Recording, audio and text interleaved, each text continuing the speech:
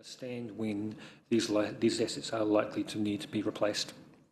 So we do continually review our procedures and policies to identify gaps and introduce improvements when necessary. So this is just to illustrate why it's important, especially with some of those assumptions through the revaluation process. So Council from around 2018 had fixed assets of just over 1.2 billion, and that was rising through additions, revaluations, and you'll see a noticeable jump from 2020 through to 2022, and that's all through the revaluation process post-COVID. So we're in an environment where inflation is running very high, construction is, the cost of construction are escalating, and even in the 2022 annual report, the gain on revaluation was $200 million. So by going out and working with our valuers and using that information we have around our conditions and the asset information we hold, we can see that the impact of the market is inflating the cost of our PPE. When we do go out to revalue our assets, we have, I guess, a rolling schedule of when we go and revalue these assets to make sure that we capture everything within a certain period and nothing is left too long without being revalued.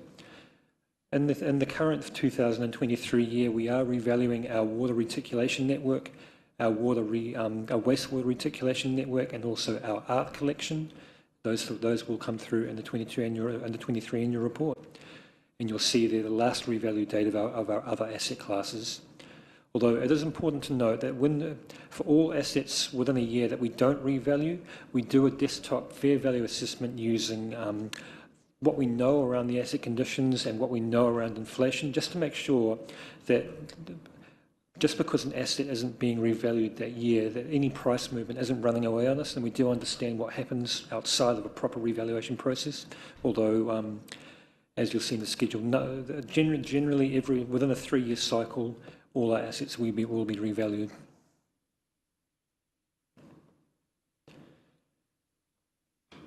So within our 2023 asset revaluations, we have those 3 revaluations. Wastewater and water supply, the revaluations are prepared internally by council staff using the asset information we hold and the unit rates we gather through working with our suppliers, working with our contractors, and using that best information that we have. Those internally prepared revaluations are signed off by the manager and sent off for a peer review by Becca. So Becca will take the report, take all that underlying information, check the methodology, check those and just give a peer review that they are happy that the revaluation has been prepared appropriately. With art collection, it's a little different. Art and heritage and culture assets are notoriously difficult to revalue, so we use an independent third-party valuer who specialises in art and heritage assets, and they have prepared us a report showing the fair value of all those sort of art and heritage assets that we do hold, and they'll be coming through in the 2023 annual report.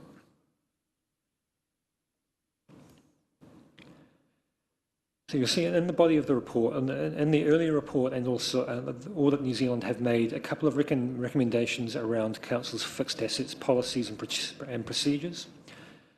We have acknowledged those recommendations and included them in our process for continuous improvement. So I have included the recommendations and sort of our process through including those recommendations in the body of the report, and I'm happy to take questions on that or any other content in the report. Thanks, David. So in respect of that last comment, just around the process of timely capitalisation of assets, disposal of assets, updating the fixed asset register, reconciling back to the general ledger, you're confident that there's been a step improvement in that process, and you've seen that through the annual balance process? That's correct. So traditionally, one of the main barriers to regular capitalisation has been staff resource. We have a number of positions that have been difficult to recruit for that we have managed to fill for the 23 annual report. we have a lot more of a wider involvement in people who are pushing for asset capitalisation. So just trying to remove that key person dependency and spreading the job around more people. And we, with the appointment of those additional resources, our aim is to we'll be following the audit recommendation and doing that on a quarterly basis as opposed to a rush at the end of the year. And we recognise that, that we'll be including that recommendation through our process going forward. Okay, thanks, David. And with respect to the Becker peer reviews, so one has been completed and one's underway at the moment. Correct. So the wastewater reticulation network has been prepared, signed off by the manager internally, sent off to Becker, and has been received back. And no issues arising from it. Effectively, the peer review confirmed what your internal work has done. Yep. Correct. Correct. The water supply network was a little trickier. Just working with a number of different systems to get the right information to send off to complete the revaluation and send to Becker, and that has been sent to Becker.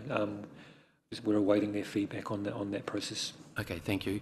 And given this is really such a significant part of the annual balance process and obviously the audit process, understand audit have been a copy of the first set of evaluations, and there's been some feedback. There's nothing raised in that feedback from audit that you see being a problem either answering or resolving? There are no significant issues there? We provided audit with an early copy of the wastewater revaluation, both the underlying data and the reports. So the audit have given us some, I guess, some key points to look at and think about. But we are confident that all of those I guess questions from audit are answerable through the audit process.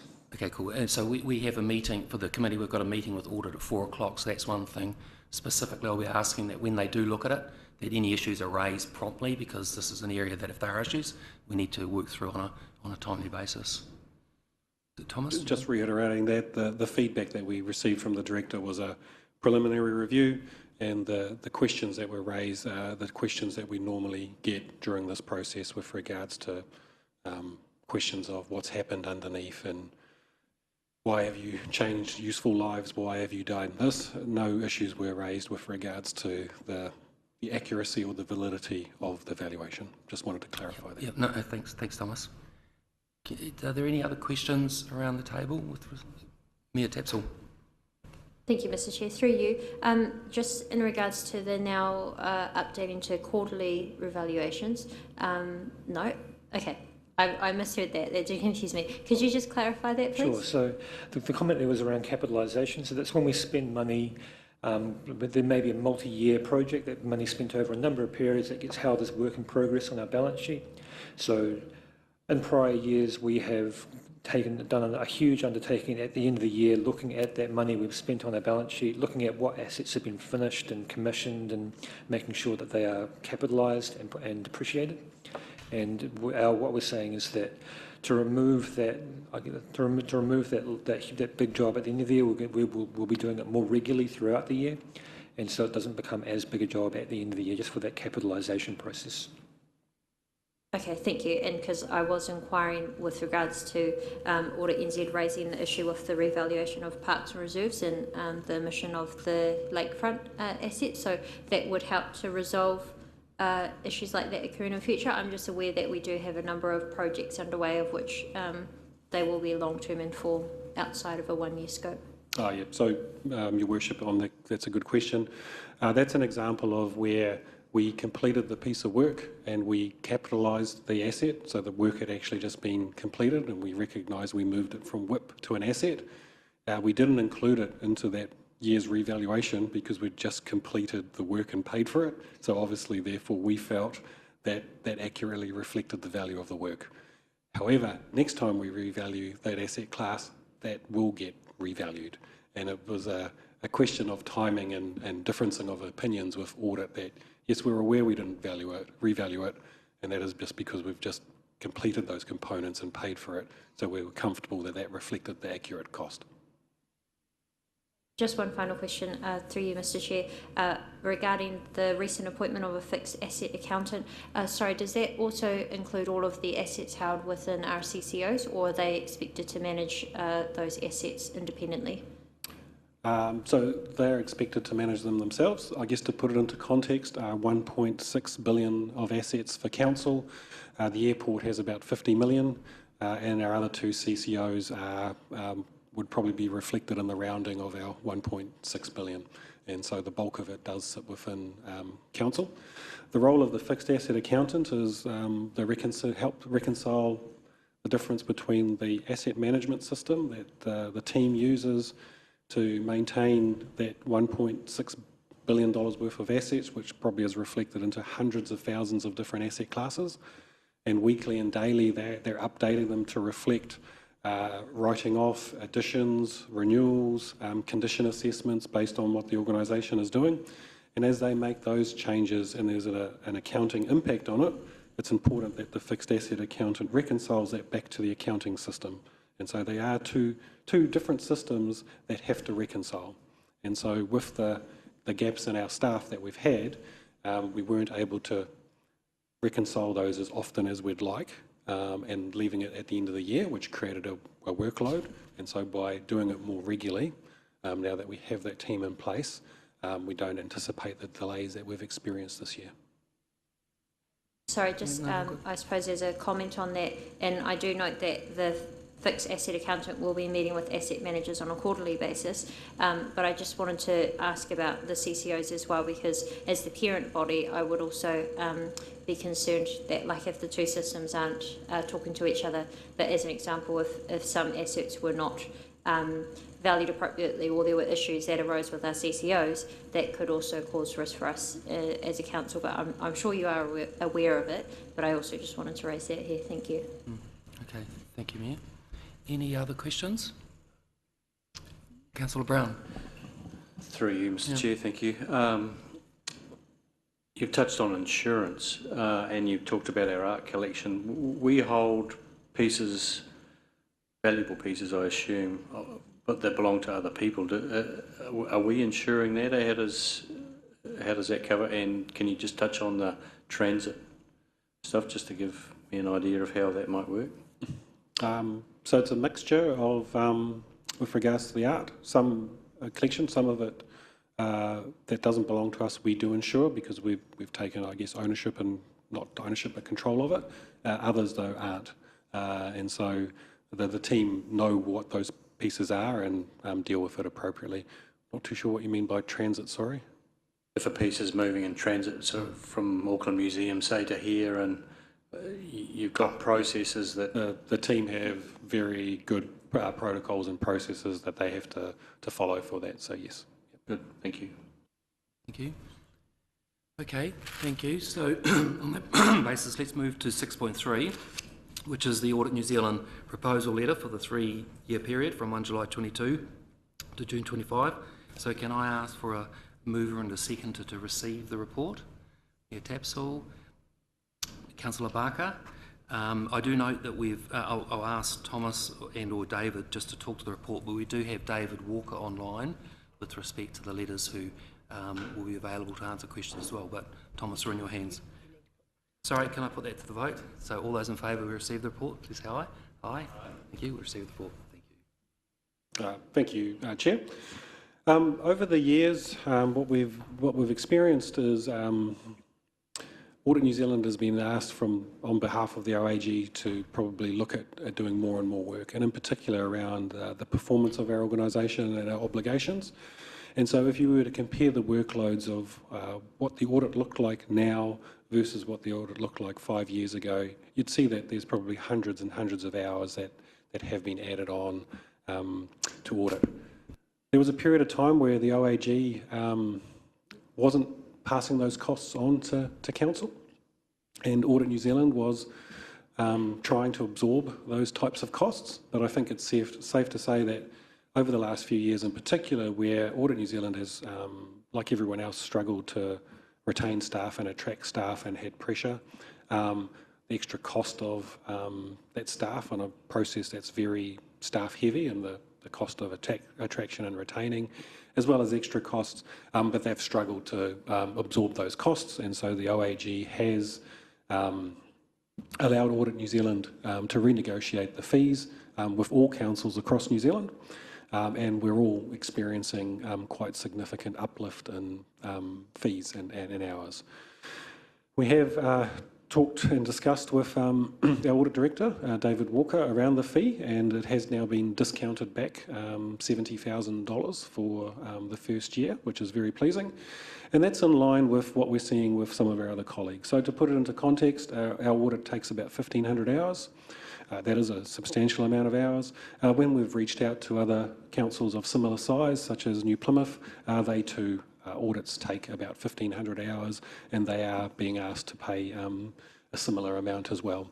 They themselves as well did get a discount too, and so what we are seeing is the costs are being reflective of what's being charged across the sector, and the hours themselves on hours, with the exception of maybe a little bit more that the audit team has put in, is very similar to other councils of size and complexity, and the discount that's being provided in year one is consistent as well. And so with that, we are reluctantly comfortable with accepting the fees for year one and progressing. Thank you, Thomas. So in addition to the fees, the audit engagement letter sets out council's responsibilities. That's detailed on page 56 of our agenda. Also sets out the audit responsibilities on page 57, and there's an appendix which goes into more detail. So I think it's really important that the committee has seen that and understands that, specifically around the responsibility and expectations on council. So there's no misunderstanding in that respect. Councillors would have seen when we get to this move it, as chair, I've suggested an amendment to the recommendations in our papers. But I just wonder at this point, we do have David Walker online. So David is our new audit director, whether or not there's anything David wishes to comment, and then I'll go to seeking questions or points of clarification. David, we're in your hands. Chair, I don't know how I'm coming across it. I've struggled quite a lot to hear conversations, and it comes in and out. I'm actually in the office with, shall I say, the best internet connection that I'd be able to get. So please, can somebody shout or point fingers or something if you're not hearing me? Thomas, you can hear me. It's coming across okay? Cool. Thank you very much. So I think you've summed it up in that the Audit New Zealand got behind the cost of doing an audit, whether it was through standard changes, expectation, OAG standards, whatever, over quite a substantial number of years. And what it's boiled down to was Audit New Zealand was, and dare say the OAG, just could not continue to afford the under recoveries and the cost any longer. Bear in mind that they had already been to Parliament to get additional funding. Audit New Zealand went through quite a big exercise, compared audit costs to the other big firms. Bear in mind that the OAG has audits with other firms, so they are quite familiar with the costs of audits and the input from other firms. Look, rather than bore everyone, Thomas has given you an update. I'm happy to tackle any questions. Chair, I hope that just gives a very, very brief summary. Yeah, no, that's fine, David. Are there any questions for David from around the committee? No, I'm not seeing any. So, oh, sorry, Mayor Tapsell. Thank you very much. Through you, can you hear me okay, David? Yeah, I can, thank you. Excellent. Just a question that I have, obviously there was a significant amount of additional hours required. I appreciate that one of the issues or reasons for that was changes within our council, but I am aware also that during that time period there were changes or staff changes from Audit NZ as well. So I do just wonder how much of the additional time required was for new staff conducting the audit to come up to scratch with what the previous ones had done.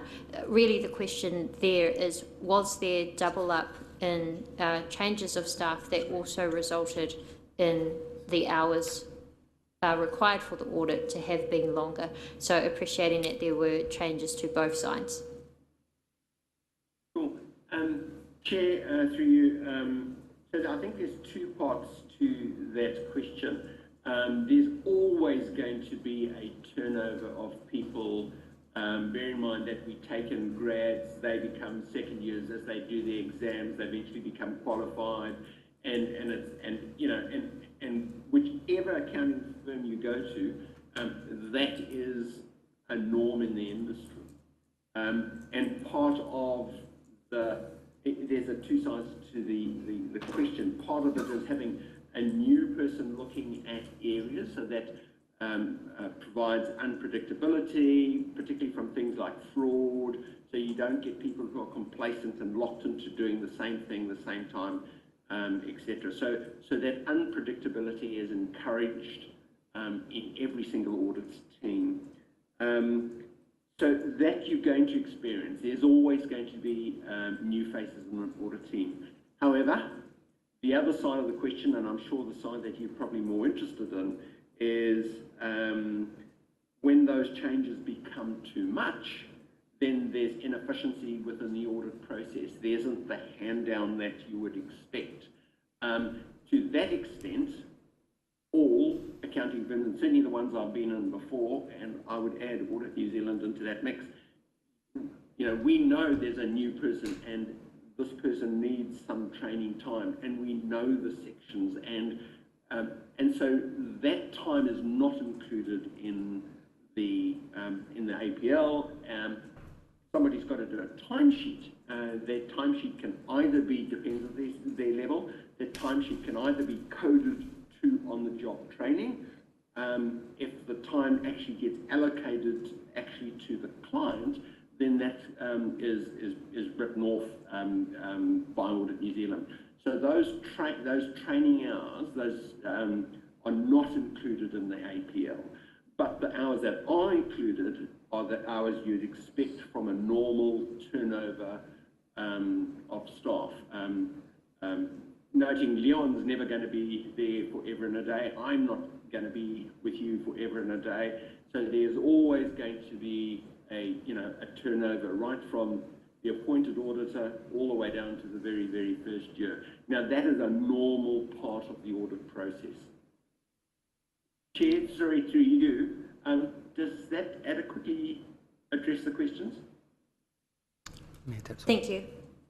Thanks, David. Yes, Sesame is confirmed. So if there's no further questions, so in terms of the resolution in our papers, which is up on the board, I'm proposing an amendment to that. And so the amendment, I think, is appearing on the screen. So context to this is that the 20% fee discount only applies to year 1, year 2 would only be 10% and 0% for year 3.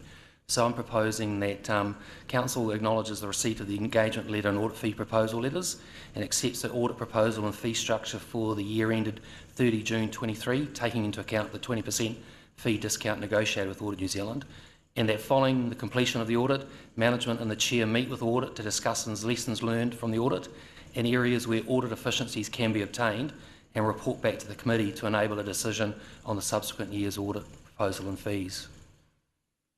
So I'm happy to take questions on that. Just to comment on that, the context for this is, hey, in terms of after this audit's completed, let's sit down and see if there are areas where if Council can make improvement, it'll result in less audit time. Less audit time means less cost. So, and I know David and the team have been really working hard to lift the bar from last year. Let's see if there are other areas where we can do that. So in that respect, the Council's only committing to next year, but that promptly after the audit's completed, we focus on the second item and we'll report back to this committee. Can I seek a move or comment? Questions? Just a question, Chair. Just looking back at the original amendment, which was that potentially Council could direct staff to explore options to move to another auditor provider. So can you just explain, we've got Audit New Zealand and we've also, are there private providers that provide the same service?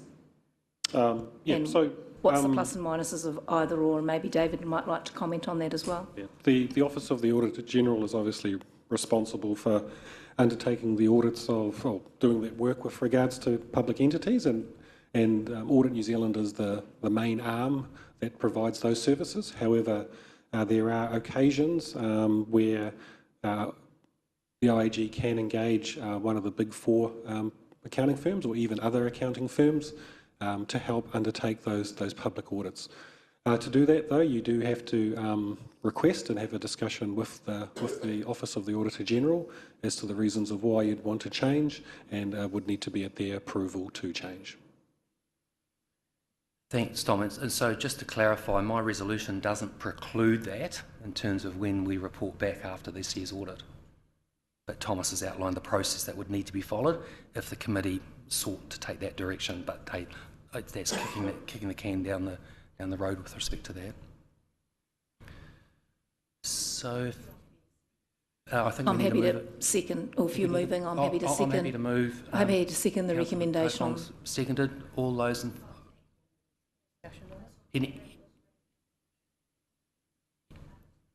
Have you got your hand up, David? Do you want to comment? Thank you, Chair. I just thought it would be worth sharing with the committee that the 3-year proposal doesn't lock you in or force you to stay for 3 years. It tries to save some of the administration and the process of landing on a fee. If you were unhappy by the end of the year, or even, to be honest, next month, you can always go to the OAG directly. You can bypass me completely. I mean, it's good to let me know, because I can probably tell you who to contact, or etc. But you can go to the OAG at any time requesting different things. And as you've already mentioned, you could request to go to another service provider. But the OAG, when they do that, they try and group things logically. They are reluctant to just make changes. They would rather people work through situations. A very good example of the OAG using service providers outside of Audit New Zealand, and I'll give 2 examples. One is, for example, Air New Zealand, because of the specialities required in terms of understanding aircraft, understanding the industry, etc., they use one of the big four there, not Audit New Zealand. And in the schools, for example, there's something like about, oh my gosh, I think there's something like about 300 schools around the country. And, you know, and those resources are all over the country. So they use, in that instance, rather than the big four, they go to the small local firms who are able to help those schools a lot more than us or any of the big audit firms. So, Chair, it was just to, you know, I dare say, you know, invite you at any stage to pick up on issues. Yeah, I think that's the only thing I wanted to say. My last comment, Chair, if I can, is I know how important the fees are, and I fully understand their size. If there haven't been any questions now through this meeting, very happy either through the Chair, Mike, through yourself, or through Thomas or David. If there's some questions, you can feed them back, and I'll do my best to answer them. If I don't know the answer, I'll try to source the information for you. Thank you, Chair. Thanks, David. I think, Thomas, did you have your hand up to make a comment? Oh, sorry, just thank you, David. Just some awareness as well. So just so you know, that Audit New Zealand does do the parent council and the consolidated group at the completion. The airport, though, is audited by BDO. Infracore is audited by Rotorua BDO, and Rotorua NZ is audited by Silks out of Wanganui. So just to put a little bit of context to the discussion. Thanks. Thank you. Thanks, Thomas. So we have a mover and a seconder for them. Are there any other questions with respect to the motion? Mayor Tapsell? Sorry, it's actually with respect to the hours signalled in Audit NZ's. Thanks. Yep. Just a question, maybe Thomas, maybe David. I'm just very concerned at, well, I am very concerned at the fee, to be frank, but I am also quite concerned at the expected hours. So I would like to think that obviously our actual hours accrued were significantly more than what was budgeted, but moving forward, I'm not sure how, as an example, one of the estimations of other CA qualified staff, we expect that the hours there will double. Non-CA qualified staff, we expect that the hours there will also double. I'm not too sure whether that, like, what the reasoning around such a significant increase will be if we are acknowledging that for whatever reason, for many reasons, the hours required for this audit were a lot, but we wouldn't expect that to be business as usual moving forward. I do understand and appreciate that we do need to be audited, we do need to pay a fee for that, but the cost of that is so significantly more that I would just like to have that questioned a bit further. But I do note that in your amendment, there is the opportunity to do that. So I do support your amendment, but it's just the question around why so much of an increase. So I'll probably have to hand back to David to go through the reason for the increase, but as Thomas mentioned earlier on, one of the things early on I asked Thomas to do was some benchmarking with comparative excise councils, which Thomas has done, so our hours are broadly equivalent to that, so that gives us some confidence with respect to the hours. And there's detailed analysis of some of the drivers for the increase. I don't know whether or not Thomas or David wants to briefly speak to those, just to explain why the hours have gone up from some of the historical budget figures. David, do you want to briefly talk to that? Chair, it's in the APL. We've tried to break it down into the groups. I mean, one can go into detail. I mean, if I just pick one, which is probably a more common one, is ISO 315. Now, that drills down quite a lot into what we would refer to as IT audit risk. So if you permit me just to drill down a little bit, it's just one example. The manual process would be the approval of delegated authorities. That would be a manual process and uplifted into IT. And that would be put in your system so that if somebody in the system approved an invoice, it would check against those delegated authorities and go to the right person. So the IT bit is an automated process, but the bit before that is a manual process. And previously, those two issues were clouded. Now they've been clarified. Rather than doing it in one step, is clearly two steps.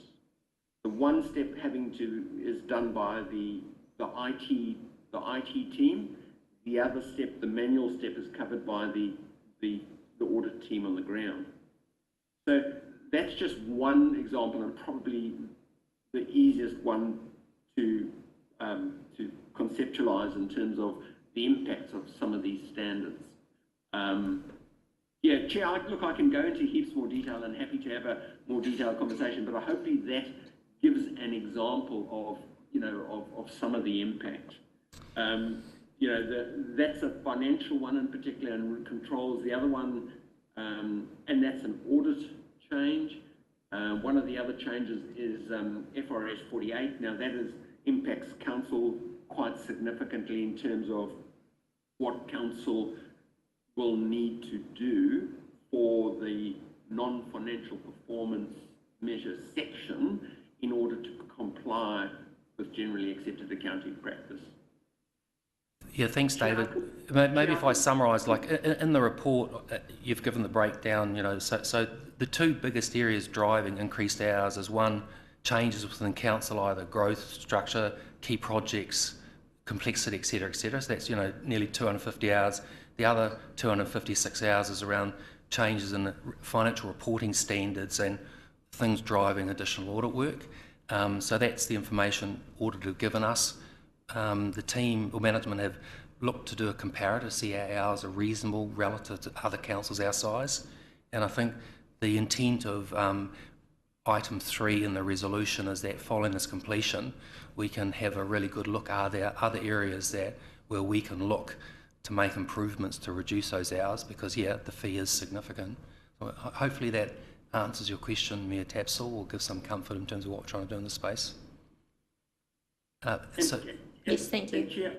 Chair, I fully support an open book, look at the hours, look at the, and do the debrief. And as I think we discussed previously, I strongly support that with all my clients, because that way, you identify the weakness and you don't cross the same weakness, if you can help it, in the next year. Thanks, David.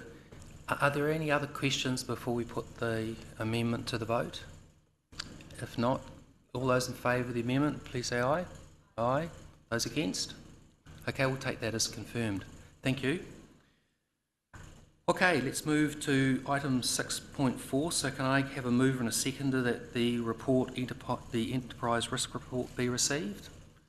Mover, Councillor Kaifong, seconder, Councillor Wang. So we have Elrond and Thomas. Put that to vote. All those in favour, please say aye. Aye. Thank you. Hopefully you all know and remember Elrond, our Manager of Project Management Office and Risk. So I'll hand over to Elrond. Kia ora, Council. We'll take the report as read. I'm just here really to answer any questions you may have on the enterprise report and or the framework. Okay, so straight into questions. Okay, I'm happy to kick off. A couple of things from me, like the risk framework paper is really comprehensive, so I think there's some really good analysis and work there, and there's a couple of areas that I'm really keen that we dive into just for a bit of a discussion. Before I go into that, in terms of the extreme risks, we've gone from 10 to 12, so just be interested to know what the two new extreme risks were that were identified. We don't have any residual extreme risks. No, it's just, just on the raw profile, yeah, so... Just on the raw profile. I would need to pull up the dashboard for you. Okay. Apologies. Just in terms of the summary on our pages, which is page 76, going through the top, I think, 12 enterprise risks. And maybe it's in the way of the wording, but just a few things that are missing from my expectations of what I would see. One is just around the risk of stakeholder relationships in terms of managing stakeholder relationships, which is really key to council delivering on its outcomes and its services. And so it could be that it's embodied in one of these other enterprise risk areas. Emergency management response, in terms of the risk of council not being in a position to respond in the event of an emergency.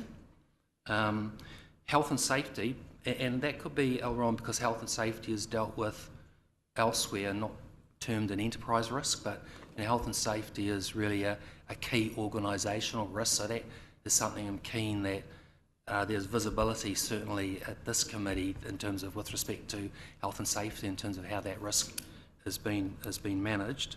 And a couple of others around IT, and maybe that's covered in terms of other aspects, external funding and climate change impact. So I've rattled off sort of a long list, and it could be that it's maybe incorporated in the wording or the content of the risks as they're covered here, but those are sort of key areas that I would expect in terms of visibility at this committee, and they've got oversight that those key strategic risks are being managed. So perhaps not don't expect an answer now, but certainly offline that's something I'd like to be keen to talk to you about in terms of how we as a committee have oversight of those particular areas.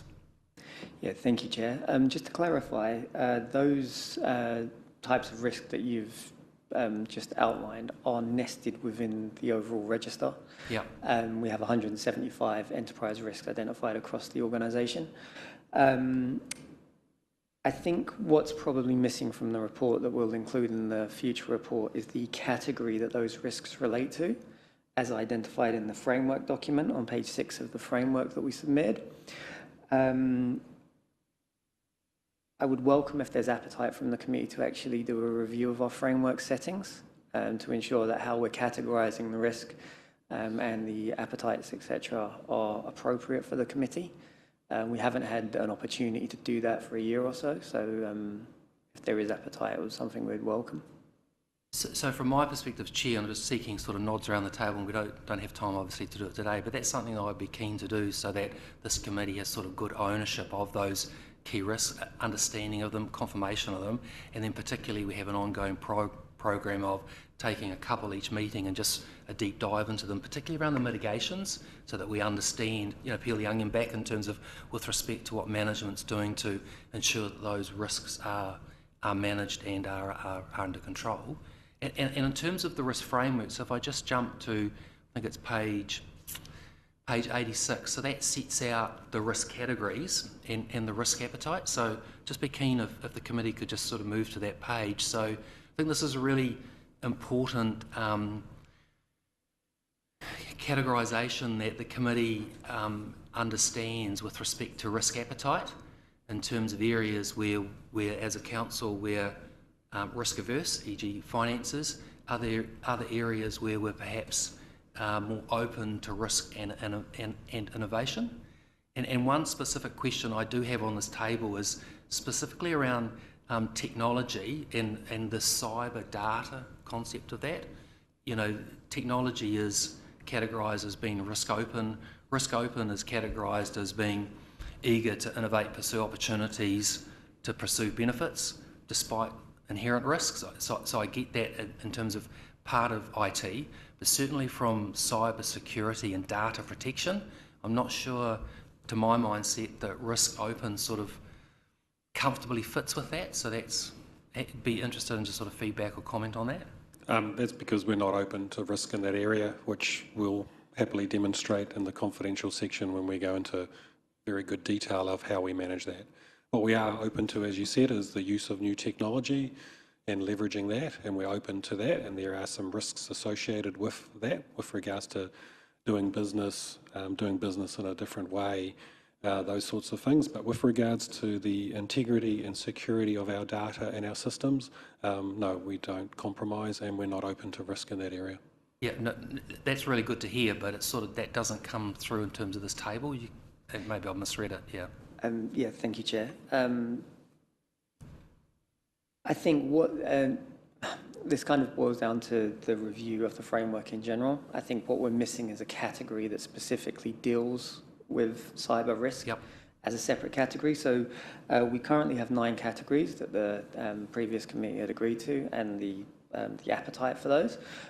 From what I'm getting from you, I think it's not good enough for this committee for those risks to be nested in within our current categories, and that we maybe need to expand those out, which is something we'd be happy to look at doing. Yeah, I think that's a sensible solution, and we've got a report later in the meeting around the cyber stuff in terms of giving and security, giving the committee or council confidence that in terms of the risk-averse approach to that, in terms of what we're doing to manage that. And Thank also, you. Chair, if I can just offer you as well, just for some greater context, although this committee is not necessarily looking at the operational level of risk, from a project delivery space, we do have, my area does have oversight of the project level risk, and there are very tight controls in that regard that we'd be happy to share with you. Okay, cool, thank you. Are there any other questions around the table for Aaron? Yeah, Tapsell?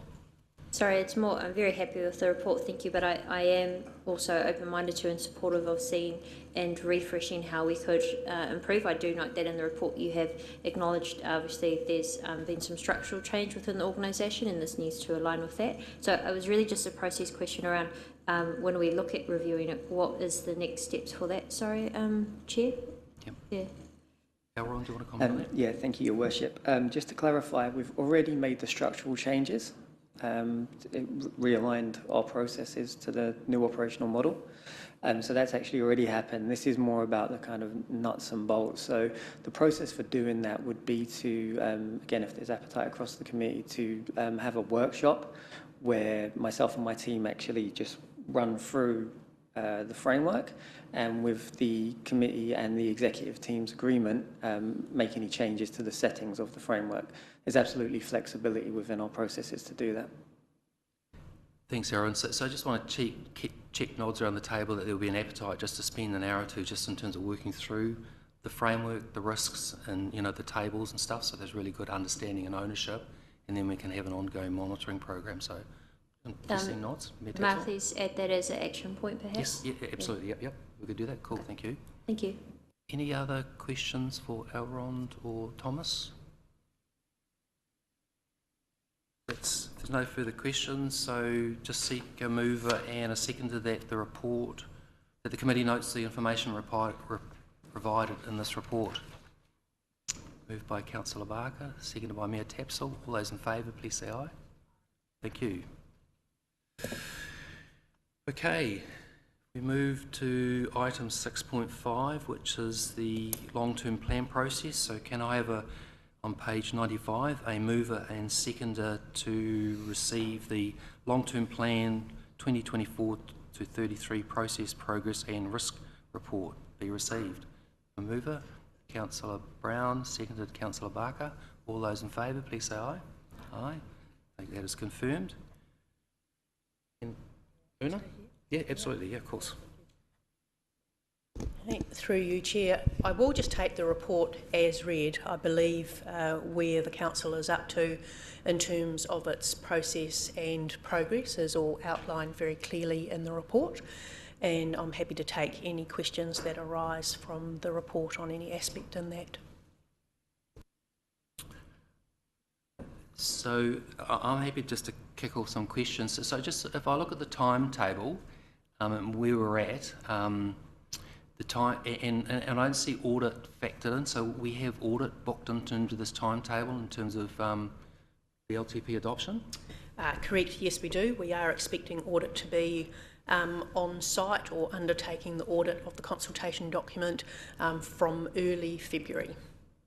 Okay, thank you. So just an observation of somebody who has gone through too many LTPs that I'd like to remember, just where we're at in terms of the timeline. I note that, 21 September, we've still got a workshop discussing the key priority direction for the next 10 years, and then the rest flows on from that. And in terms of the timeline from my perception, looking from the outside in, now looks very tight in terms of there's no real room for slippage. And so when I look at the risk register, in terms of, I'm not seeing that rated as a higher risk than what it may be, and I'm not prejudging anything, but hypothetically, if the 21 September doesn't land on where Council wants it to be and there's requirement for further discussions, then from a project perspective, I'd be concerned around the timeline. So I just make that as an observation. I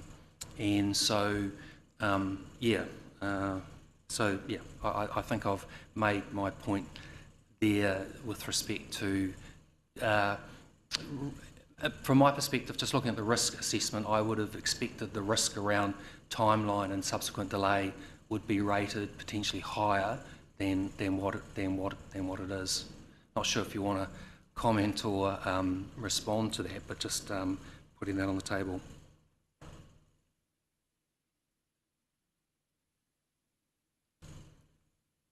Stunned silence. So in that respect, the recommendation is then talking about confidence with respect to the mitigations. Moving to the next thing, I'd like to just amend that wording to endorse the mitigations, and that is in the context of my comment around the timeline is tight, whilst there's no slippage in place. So it's good to have all those mitigations in place, but Council's facing a fair amount of work in front of it. So if there's no further questions, I'm just proposing an amendment just to change the wording and the recommendation to that we endorse the mitigations that are in the risk register that's been circulated separately. So, there's a lot of good stuff outlined in there in terms of mitigations, but the time, it's tight to achieve all those. So I've moved, Councillor Brown's seconded. Any further questions? I'll put that to the vote? All those in favour, please say aye. Aye. Against, nay? We'll take that as confirmed. Thank you. Item 6.6, key projects. So seeking a mover and seconder for the key project risk overview. Moved Councillor Barker, seconded Mayor Tapsell. So invite Elrond to the table with Thomas to speak to that. Oh, thank you, Chair. So, councillors, this is probably the first iteration of this report, and it is going to evolve over the coming meetings to include more and more information. So, what it has highlighted in this instance is just a high-level risk assessment around what we've determined our key projects. They're obviously projects that have either significant scale, spend, or significant impact to our community.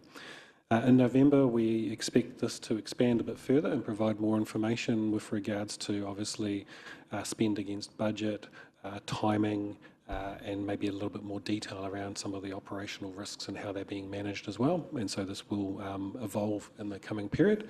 But with that, I'm happy for Elrond to give a bit of an overview and answer any questions that you may have. Thank you, through you, Chair. Again, we'll take the report as read.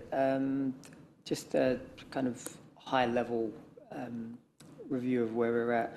So across the 10 projects that have been identified, it's worth noting that one of them is actually our Infrastructure Acceleration Funded Programme that has 11 projects nested within it. So although there are 10 items, there are actually about 20 projects, if you like, in total. The total value of this portfolio of work is $385 million budgeted, and it will run until 2028. So quite complex work, varied work nested within these top 10 initiatives that we're looking at. And what we've done is just, in the first instance, try to give you a high-level overview of the typical type of risks that these projects are experiencing. And going forward, we would be open to deep dives into any of those as you would see fit. You'd need to appreciate that the project level risk assessments, particularly on things like engineering projects and what have you, can have, dozens, if not in excess of 100 rows on them. So we would need to try to ensure that we're pitching the information at the appropriate level. Also, as well, some of those risks in the operational space would be shared risks. So some of those are our risks and some of those are our contractors' risks. So in this level of sensitivity around how we hold them. All 10 initiatives are actually on track. There's only one item that's experiencing significant issues, and that significant issue actually relates to the scoping of the stormwater solutions that we've identified in our Infrastructure Acceleration Fund. It's not detrimental to the project. We just need to ensure that through the feasibility that we're appropriately mapping those out. Thanks, Aaron. I'm pleased to hear that this is an evolution in terms of improvement, because I think going forward to really add value to this report's got useful information for it, but for each of these projects we do need the context for the risk in terms of an overall assessment of the risk of the project with respect to timeline, scope or cost. Are significant risks increasing or decreasing? So we obviously don't want to get down into the weeds, but really it's important for each of these projects to have a high level assessment, particularly of the key significant risks, but as importantly understanding if there are changes, are the risks increasing or are they reducing in terms of confidence, in terms of if the project is on track. So we will see a new version of this report at the next meeting and look at the opportunity to maybe take a couple of projects and do a deep dive into those, and in terms of really peeling the onion back in terms of the risks and specifically the mitigations that are in place to give confidence with respect to the overall assessment of the project. Yeah? Yes, the intention is to select two and go into a bit more of a deeper dive at the November meeting on those two. Cool. Okay. We are considering probably the wastewater treatment plant upgrade. Yep. And potentially Rotorua, but we can get feedback from elected members as to whether they want to change that as well. Okay, so suggestion from staff in terms of wastewater, which I presume is a significant significant dollar spend, and the Rotorua is the item later in our agenda. So that's the two projects for next time. Are there any? There are nods around the table, so I think there's acceptance of that. Any other questions for Elrond or Thomas with respect to the report? So, Councillor Kaufong. Thank you, Chair. Probably not directly related to this, but just wondering in terms of our ongoing reporting to the Infrastructure and Environment Committee, particularly around the museum, that we use the parameters here. So when we're getting a monthly report to the I&E meeting, that they are also reporting back on each of these risks, because I'm just mindful that this is the most significant project that we have, but as a Audit and Risk Committee we don't meet as frequently as the I&E, so I think just having the updates and the more regular confirmation of where those risks sit is something that I'd perhaps like to see. I'm not sure if others share that or have that concern. Thomas? Certainly, the reports are evolving. I guess just to put it into context, Elrond's got a team of 5. 2 of them have been seconded off onto other work for probably close to 6 months now. And unfortunately there's been a little bit of illness and some vacancies in the rest, so Elrond has been shouldering the burden of this work, which is why we are saying that this is the first iteration and we will evolve, and that's partly as some of those seconded staff come back, and we are targeting the recruitment of a vacancy which will help build the capability, so we will be able to improve these going forward. But considering the constraints that Elrond and his team have on him, I'm pretty pleased with where we are.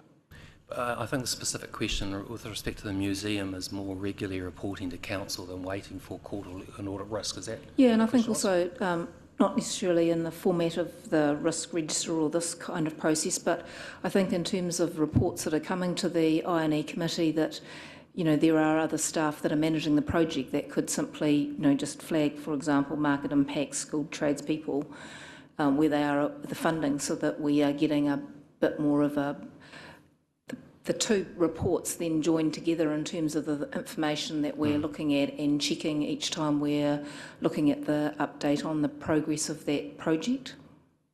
So I'm not trying to make more work for Elrond. What I'm just flagging is maybe using this as a matrix for the things that should go into, and perhaps I don't know whether the chair of I&E may have any comments on that. Yes, I'm sitting here nodding my head. They'd be most welcome to have that regular reporting, and it lines up roughly with what your core work is coming across into our committee. Thank you. Certainly not a problem linking the 2 and getting that consistency through them. Can I just ask, with respect to the museum project, that there's an established project governance structure in place in terms of project steering group, PCG, that's well established? That is well established, yes. Yep. Okay, thank you. So just for those listening, there was a extraordinary committee meeting 2 weeks ago where the council agreed on the project control group and agreed on some next steps as well with regards to the construction of the museum. Okay, thank you. Any other questions for Elrond or Thomas with respect to this report?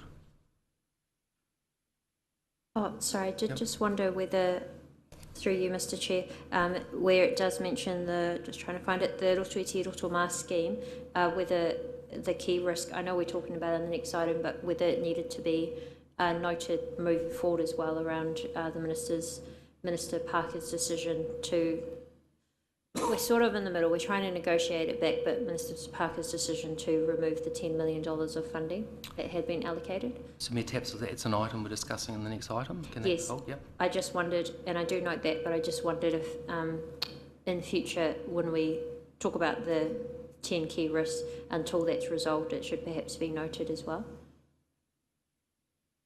Yep, Thomas is nodding, he can manage that there, thank you.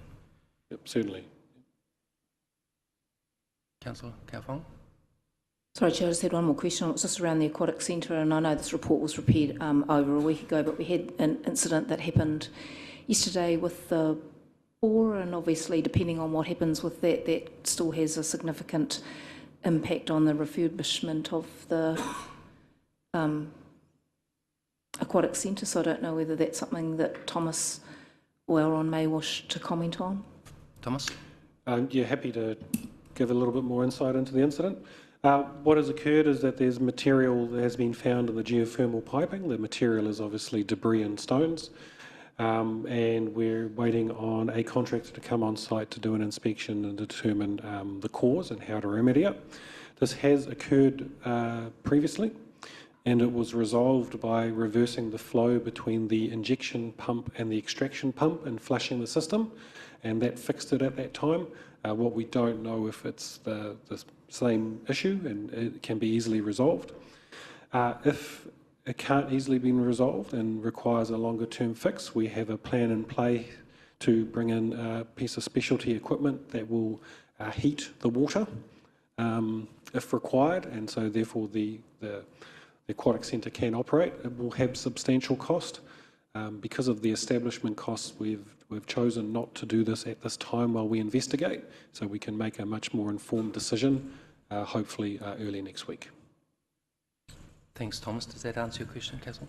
Okay, in that respect, if there's no other questions, can I seek a mover and a seeker for the motion that the committee notes the information provided in this report? Moved by Mayor Tapsell, seconded by Councillor Brown. All those in favour, please say aye. Aye. Thank you. We'll take that as moved. Folks, can I suggest our 5-minute break? We take that now before we move on to our next item, 6.7. So 5 minutes might extend to maybe 7 or 8. We'll kick back at 2:30. Okay, thank you.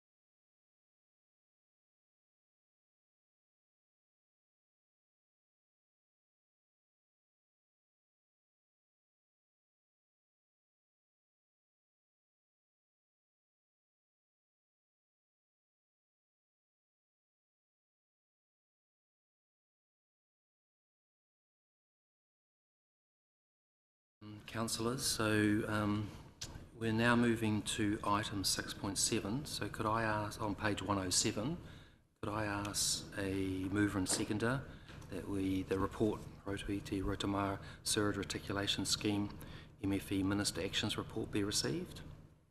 Moved by Councillor Barker, seconded by Councillor Brown. All those in favour, please say aye. Aye. I'll take that as moved, and I'll invite Stavros to come up and present to us.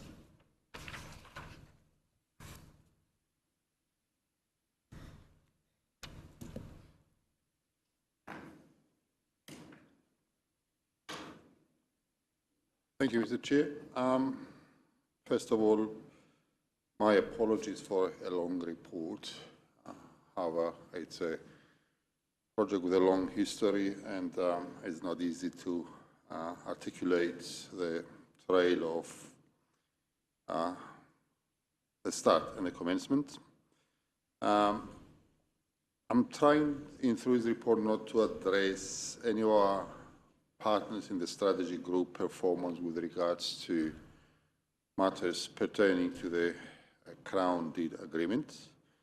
However, I am of the view that Rotorua Lakes Council throughout this period has followed the Crown deeds agreement processes and the relevant intent with regards to the required or the entitlement of funding for this part of project. So I do hope that the reports give some clear indication as to how the project started, how its scope and costs have evolved, the information provided, the actions we have taken to bring it to the attention both to the Council and to our partners, and obviously the various resolutions the strategy group has undertaken or committed to, and the Minister's somewhat inconsistent approach, to the responses of the strategy group's resolution. But happy to take any questions you have. I only got one simple question after this discussion, and I would appreciate your elaboration to that later on. Thank you. Okay, thank you, Stavros. So questions from the committee with respect to the detailed report that's in front of us, noting that I think the intent is at the next committee meeting, as Thomas talked previously, this project there'll be a deep dive within respect to this project. But this outlines a very comprehensive outline of the history of this project. Questions? No questions? Councillor Barker. Maybe just one for my clarification, because I'm new to this scheme, and it's a very comprehensive report. Thank you, Stavros. Give the context to the history. I was looking at page 126 around the letter that the strategy group sent back to the Minister. I think that's what is on 13th of December. It says that Rotorua Lakes Council will confirm their commitment to consult and provide recommendation on the implementation of the restoration charge and do this during its upcoming annual plan process. Did we do that clearly and fulfil those duties? Yes, Councillor Barker. The draft annual plan process that went for consultation signalled the intention of the Council to utilise the lakes enhancement rates for the purpose of reimbursing the land incentive schemes at the appropriate time. So it was in the draft annual plan. We did not actually stipulate the level of enhancement because we did not have the right information as to when and how much would that be needed. Thank you, and that was the second part of the question. Thank you. Thanks, Councillor Barker. Just a question from me, Ross. Like, hindsight's a wonderful thing looking back at a project, but in terms of the items that were big cost drivers which have significantly driven increase to this project, if we wound the clock back to when the project was being scoped, would have been reasonable to accept in terms of a risk assessment that those risks, A, would have been identified and appropriately managed from a contingency perspective, or were there such significant changes that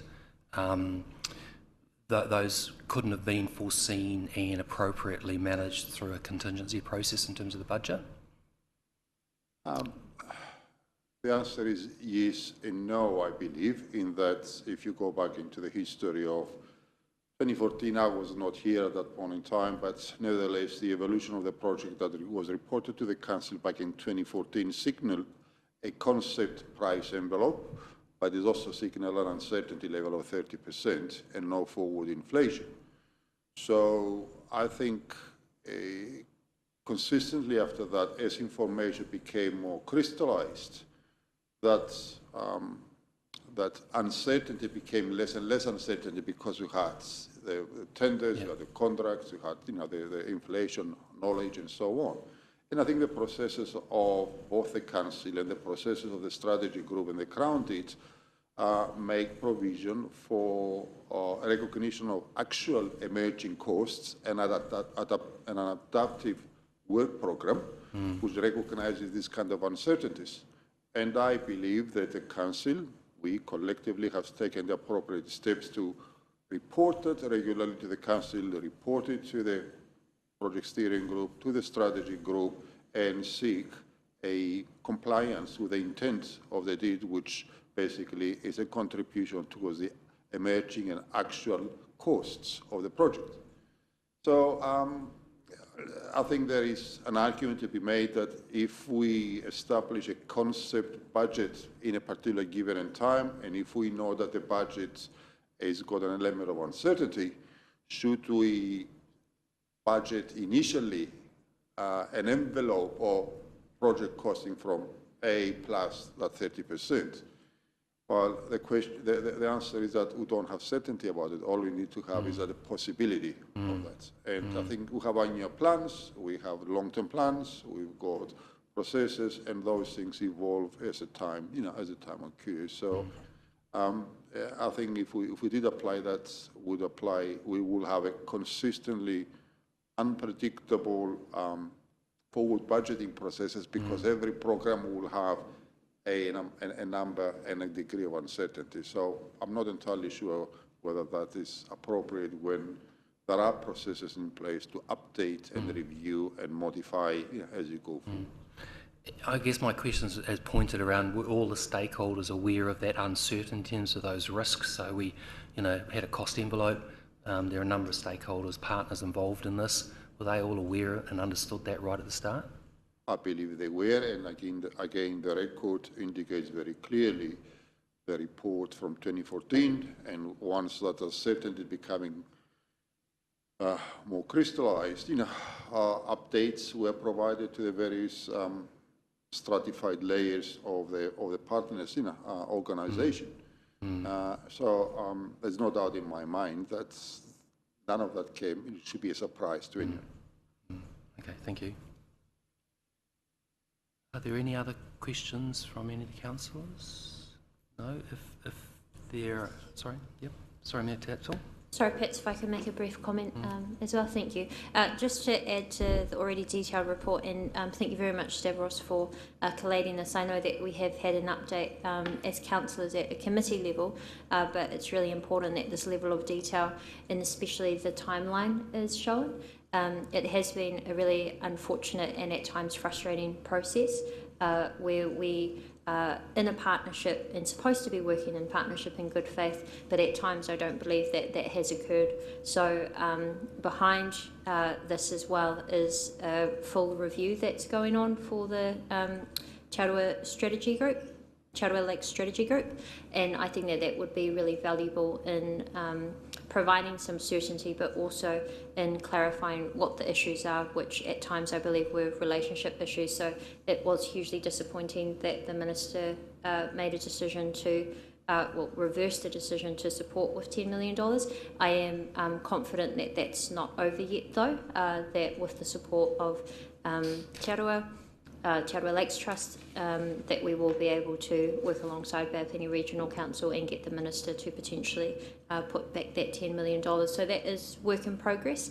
The very latest information to add to what we have in front of us is that Rotorua Lakes Trust have suggested that we also, as the Rotorua Lakes Council, put in writing again to confirm our commitment to delivering this, but also our commitment to be able to afford it. Apparently, that is the main concern of the Minister is ensuring that we do have that ability to, of which the targeted rate would be set aside and does confirm. So it is ongoing, but I hope to have a more positive outcome for us shortly. Thank you, Mayor. Okay, if there are no other questions, can I get a mover and a seconder for the motion that the committee notes the wider context of the deed-funded wastewater reticulation programs, the current status of the RRSS project, and the actions taken by Council to mitigate funding risks? Mover Councillor Wang, second Councillor Barker. All those in favour, please say aye. Aye. Against, nay. We'll take that as moved. Thanks, Stavros. Can I ask a question, Mr. Chair? I do hear the committee referring to a deep dive. I would appreciate very much some elaboration into that. What do you actually mean?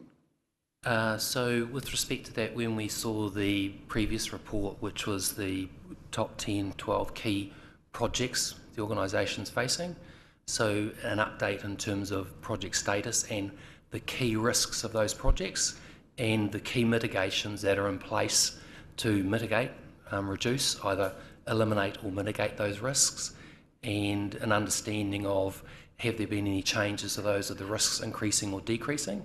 So the previous report gave us a very high-level overview of the projects. That's useful information. What is, I think, adds to the usefulness and the richness of the discussion of this committee is to take a couple each meeting and actually have a detailed discussion around, okay, what are the key risks? Management, tell us what mitigations you've got in place and provide that confidence and assurance that those mitigations are effective so that the risks are being appropriately managed. And in the context of the capital program, that confidence that those projects are on track with respect to scope, timeline delivery and cost. So it's a no surprises basis. I mean, things do change, risks change, the environment changes, as you know, so it's a matter of confidence that those are being taken into account. Does that answer your question? Yeah. Copy that. Thank you. Thank you. Okay, thank you. Okay, councillors, we've got 3 items for consideration in the public excluded, so we'll have a resolution to move into public excluded. Those items cover cyber security liability update and our insurance renewal program. Reasons are to prevent disclosure or use of official information for improper gain or improper advantage and to maintain legal professional privilege. So I'd ask for a mover and seconder for the motion that council moves into public excluded. I have a mover, Councillor Brown, seconded Councillor Barker. Thank you. All those in favour, please say aye. Aye. So do we have any public?